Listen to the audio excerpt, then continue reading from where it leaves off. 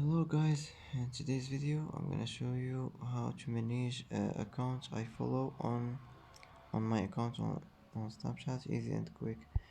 First, click on stories, and now here click here, and here you're gonna find manage accounts I follow. Click on it, and here as you see you can manage it.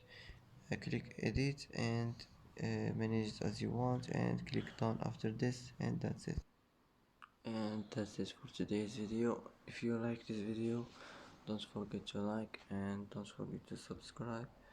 I hope this video is helpful for you, and thanks for watching until the end, and see you in the next video.